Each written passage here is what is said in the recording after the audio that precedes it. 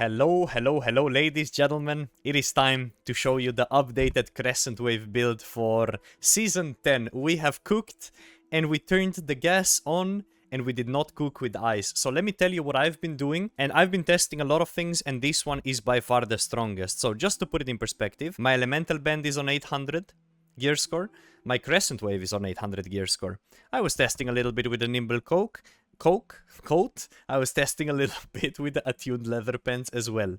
And by far the best is still crit boots, because a lot of the times you go behind people, you go for a heavy, and you hit enemies both with the swing and with the wave, and you create like a 15k hit one-shots. Now, very quickly, let's go through the attributes, because this is what most people are gonna be asking me about. I'm going full glass cannon. I die extremely quickly, but I also one-hit people. 350 strength is a must. Sometimes I go 100 con and the rest dex. Sometimes I go 150 con, the rest dex.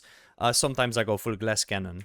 Now, let's go over what makes this build work.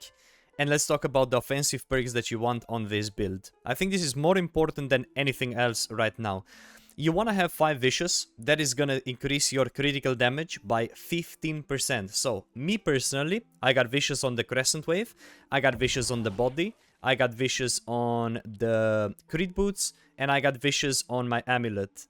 And that covers it, right? I think. And then on top of that, what you also want is you want to have Rogue. Because again, we want to synchronize these insanely big one-hit, one-shots in the back. And they happen more often than you'd like to see. And we got 3 Rogues right now. And we're going to have even more, because right now I do not have a Hatchet. This Hatchet is 0. I need to farm myself a double offensive skill or a 1 offensive skill gem slot Hatchet, which I simply haven't had the time to do yet. So I'm just using the most useless Hatchet with no perks on, which I should add, but I just don't at the moment. But think about it, you want to have 5 Vicious, you want to try to get 5 Rogue, and you want to try to get as many penetrating backstabs as you possibly can. So, you see this item, some people would insta-salvage it. However, double important conditioning with triple offensive perks, and this is beautiful. This is absolutely beautiful for a build like this, basically for a one-hit build. And you will also see I have an overcharge set. You may be wondering, where do you get an overcharge set? It is from Catacombs.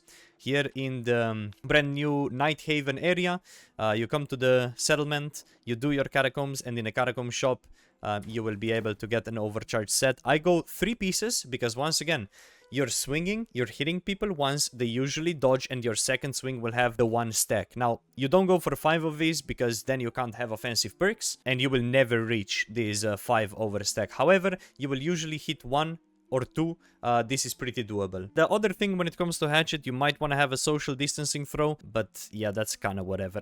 Anyways, let's go top to bottom, every single item we have. Obviously, this build is made with Crescent Wave. I pushed it to 800 gear score, by far my favorite weapon. It is made with Crit Boots. You could substitute those with attuned leather pants, but Crit Boots create the one hits that no other artifact can create. And those one hits, again, will happen when you're hitting somebody both with the wave and with the actual swing in somebody's back. And those are always gonna one hit people. They are amazing. So Crit Boots. I'm playing Elemental Bend. I think it is extremely important. You also see I have Kindling Powered on this. One of your pieces has to have Kindling Powered, in my opinion. This works great for me. Endless Thirst would be a great option for the earring side of things. And now let's go top to bottom. So we went over the fact that this is overcharged. It landed on a critical retribution. We're fine with that. I haven't had the money or the time to change the divine, but you probably want to change the divine into Enchanted Word. We went over the body, so this is again a really good triple offensive body. We put Vicious, Pen Backstep, and Rogue on it, and it has 2 great perks. Now, what would be better if this landed on a Vital Synergy, or if this had a perk like Sacrificial Empowerment? It would be even better. In an ideal world, my gear, all the pieces have 1 time Sacrificial Empowerment, so 5 times that, and then it has a double offensive slot and a gem. And then the last perk is whatever, I don't care. It would also be nice if one of the perks was a Lifestealer's Draught, because it just so much sustain. You're perma full HP with this thing, and as you know, you can only create waves if you are above 50% HP. So that perk is nice, and I do not have that perk in my build right now. So this is something I'll be hunting. I don't know if any of the overcharge set can land on that perk, but I will look into it, and if that is possible, that is what I will go for. If not, the most realistic one will actually end up being the body change Most likely. I mean, I don't really know what else to change here because everything is overcharged. Anyways, moving on to the gloves. We have a Breaker's Bypass. When an attack is blocked, you gain a stack of stam damage. It's like kind of whatever, but we need 3 overcharge stuff. Anyways, going down, we have another overcharge set. This one, Terminal Vengeance, is like whatever. All of these overcharge could be better. If they landed on like, I don't know, like slash conditioning maybe, thrust conditioning maybe, or something like that, or maybe if it can land on the lifesteal. But they're just temporary, and they are there more so, not so much for these perks, but more so for the overcharge set perks. And they're high gear score and they're free to get. We then got crit boots, obviously the start of the show, you need to have this. And then again, going to the weapons, we have Crescent Wave, and then we have a Hatchet that doesn't exist, which again, I would want to have a skill on my Hatchet, which I would then put a Kin Berserk perk in this. I would want it to have multiple attunements, and then I would want it to have probably an offensive slot and a gem. Right now, this Hatchet is the one thing that really needs to be replaced, but I'm asked to make a build guide every day since the season dropped, so I have to make it. Then Amulet, again, it is slash protection, strike protection. Not bad, it doesn't have a gem, it is what it is. The Shirking Cleanse is a dead perk, kind of, but I'm happy with it because it has double offensive, so I can put Rogue Vicious on it. Same thing goes for the earring. It maybe doesn't have perfect perks, but again, it has double offensive gem slot, very rare, very good. And the 2 perks that it had, being Nimble and Empowering Toast, are both pretty good. Oftentimes you might want a mana pot, you get that Empower, and then you start swinging. And Nimble, giving you a stam regen, is also really good. When you're heavy attacking, you're also losing stamina, so having Nimble is really good. And that pretty much covers it. I think we can make this a pretty quick guide. I mean, obviously, if we want to go through the basics, let's go over which Heartrune we also want to use. I think by far the best Heartrune is Stalwart Heartrune of Stone form. Everything else, you're basically trolling. And when it comes to consumables, you want to be using regeneration serums. Oftentimes, before you actually go into a fight, these are super good. You will need mana potions with this build. We're not putting any points in intelligence. You will not get natural mana regen. So you need this, and you are clicking a lot of this. You'll be using many of these per fight.